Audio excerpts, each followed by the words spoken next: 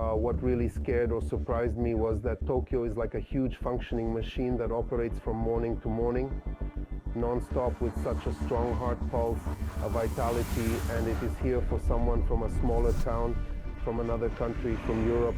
It's a huge agglomerate working like a machine. And what actually surprised me was that in the city's strong pulse, one can always find some park or place where, for me, Tokyo really resonates. It's actually a great calm where I truly absorb a unique, different internal energy at the sound of crows, which are very characteristic for this city for me. To put it simply, I am fascinated by various visual aspects and especially the craft of painting. Back in 2013, after about 5 days of absorbing the first of the Japanese energy, I found myself in Yokohama at the Yokohama Museum, where there was an exhibition of yokai art, which is actually for me a very peculiar world. So that yokai is so filled with those demons, those sexual and frightening things, that it showed me completely new doors. And those works that are created here in Tokyo are perhaps more illustrative, but they carry terribly frightening stories.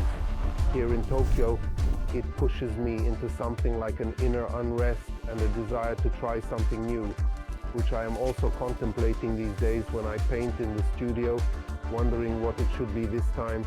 I'm curious what it will bring, because I always left from here with a stack of paper and works, and furthermore with something new concerning basically painting techniques.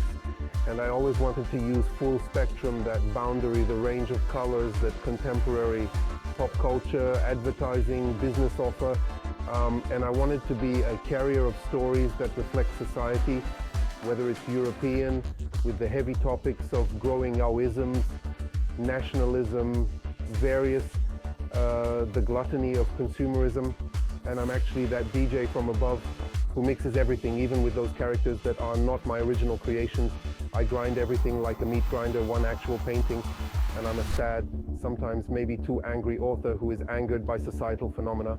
I am angered by negative influences on society, make me angry, happening either from political, international, or domestic environments, and I try to create a painting that wraps it in a beautiful package and offers the viewer an experience. After subsequent reading, at the end of the day, when they start reading the images, they understand that, in fact, I'm more of a terrifying painter than a children's room painter. That's what people initially always think of me.